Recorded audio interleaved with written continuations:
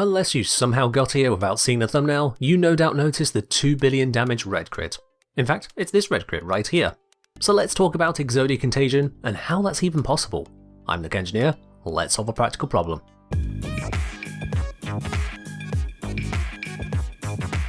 Exodia Contagion is an arcane which goes onto Zors, the modular melee weapon from Cetus.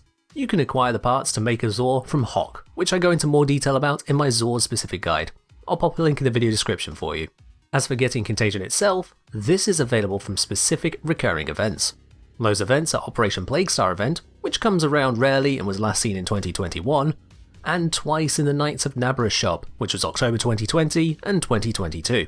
Suffice to say, you're probably going to have to trade with someone else if you don't already have this arcane. The good news is that unlike most arcanes, you can get most of the value out of this with just a single one. The additional ranks are useful and powerful, but far from required to get going. When slapped onto a Gilded Zor, Exodia Contagion gives you a new attack option with that Zor. While you are in the air, having done either a bullet jump or a double jump, you can aim and use a melee attack to launch a Contagion projectile. You can only launch one projectile per jump, having to land on the ground before you can throw a second. This projectile will mimic the appearance of your Zor, travelling roughly towards where you're aiming, but also arcing downwards due to gravity. This Contagion projectile has 3 lots of damage built into it. The first is the direct hit. If it strikes an enemy, it'll deal a hit for 187.5% of your Zor's damage. The base damage type of the Zor is replaced with an equal split of impact, puncture and slash. Any mods on your Zor, such as added heat damage, still apply as normal. If this direct hit kills the enemy, the projectile will keep going until it either hits an object or an enemy that doesn't die outright. Once the projectile stops, it sticks to whatever it hits and emits an explosion. This explosion deals up to 500% of your Zor's damage, this time with the base damage converted to 100% viral damage. Again, your equipped mods still apply for any additional damage types. For a simple example, if you have a 90% heat mod equipped with a base damage of 100 on the Zor, you'll deal 500 viral damage and 450 heat damage with the explosion.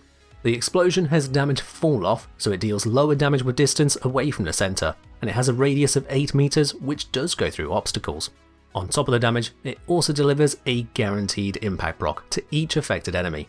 The third damage instance is to whatever the projectile gets stuck in. It'll deal 4 ticks of additional damage, 1 per second starting instantly on hit, with each tick dealing 100% of your Zor's damage. This time the base damage converted to blast, and again, your elemental mods apply as normal. Each of the 4 hits will also deliver a guaranteed impact proc. For all of these instances of damage, they are affected by the mods on your Zor. Any elemental damage mods, faction mods, critical chance mods, critical damage mods, and status chance mods all have an effect. Fixed pure damage mods, like Pressure Point, will also boost all the damage instances. However, variable pure damage, specifically from Condition Overload, will only affect the direct hit damage, not the explosion nor the damage over time.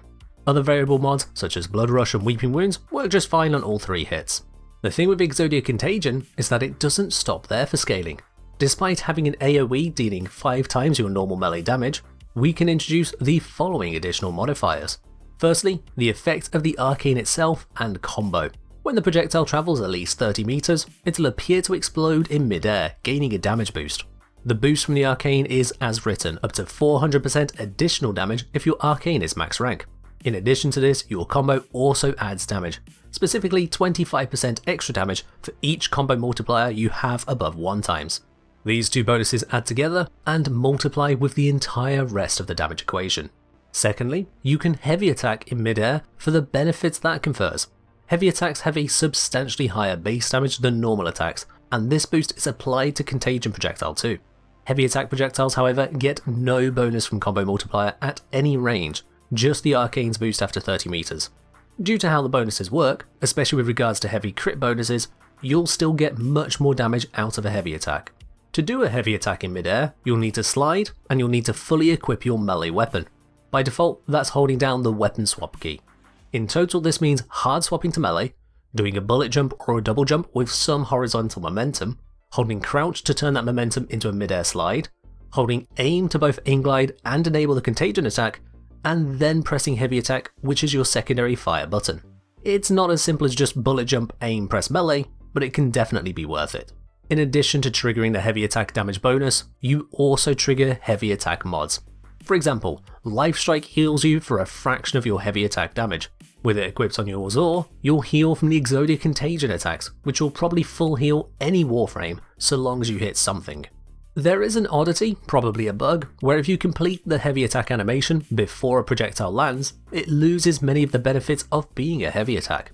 This includes losing the critical bonus from mods which apply twice on heavies.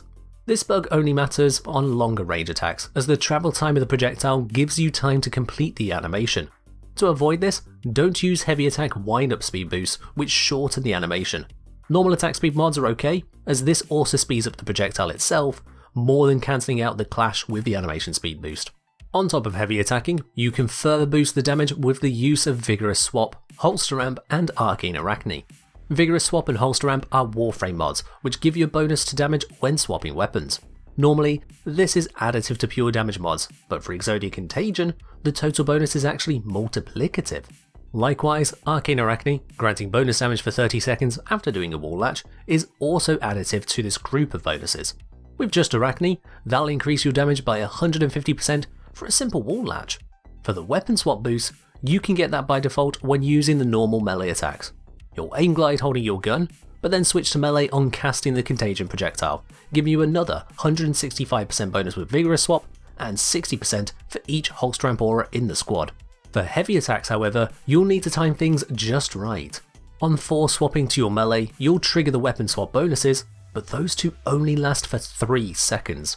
This means a combination of bullet jump, slide, force swap to melee, aim, heavy attack, land, and swap back off your melee to enable you to repeat the attack on the next target, as you won't be able to stay on just your melee and still get the bonus.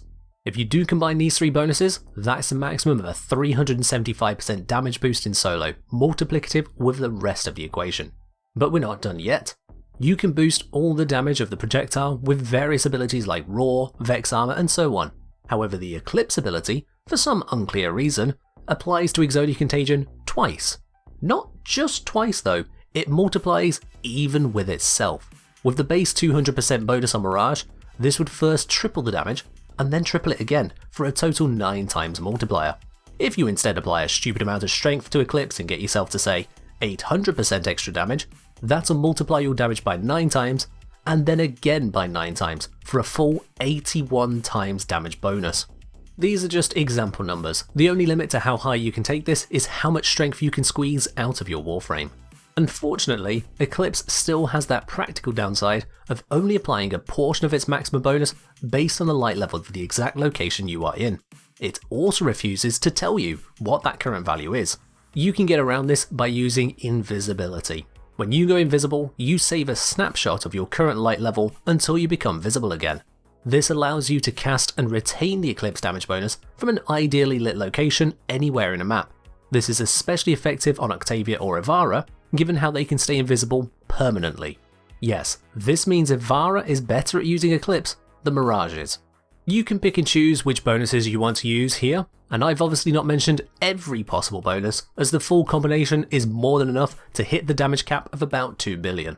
Crucially, Eclipse is the single biggest boost damage that I've listed, so finding some way to work that into your playstyle with decent strength will be an incredible benefit to using Exodia Contagion. Now, as for the Zor itself, there are a couple considerations on which one to pick. The Zor's base damage, critical stats, and status stats affect Exodia Contagion, but other stats like attack speed, range, and damage type distribution do not matter. For this reason, the Zors with the highest base damage are often your best choices, those being the Dokram and Plague Kiwa. However, if you're willing to invest in Rivens, the Riven disposition, which means how strong the Riven is, varies greatly between Zors. Currently, the Crunch and Rabvi have the strongest Rivens available, which can make them more attractive options despite their lower base damage. When choosing your Zor components, you should focus on more damage, and you'll likely get best results on focusing on critical chance rather than on status chance. As much as you can apply and benefit from status effects from Exodia Contagion, the loss in damage to achieve that is likely not worthwhile. Let's face it, Exodia Contagion is in one-shot territory for most enemies. How much status do you really need at that point? With the Zor constructed and gilded, this is the modding I can recommend for you. This build is aiming for high damage and for high crits. You can former it yet further if you want to slot in Sacrificial Pressure instead of Prime Pressure Point if you prefer that mod. try to keep primed Fever Strike for whatever damage combination you're going for, whether that be a Corrosive build, Gas build, Magnetic Toxin build, or Radiation Toxin, as the 165% on one mod is doing a lot of work here. You can replace Spoiled Strike for a third elemental mod to enable more configurations, but this will be at the cost of slightly lower overall damage. For Riven stats, focus on matching a mod slot such as elemental damage, and have the other positives be extra value on top, such as extra critical chance or critical damage. Harmless negatives on the Riven include range, combo stats, heavy attack efficiency, physical damage debuffs, and finisher damage. So for example, I've got a Riven here which replaces the attack speed mod and gives me additional critical chance and critical damage, with the critical chance applying twice on heavy attacks. When it comes to Exodia Contagion, there's a lot of buffs to combine together at once, and it's a bit more input intensive to use compared to most playstyles in Warframe.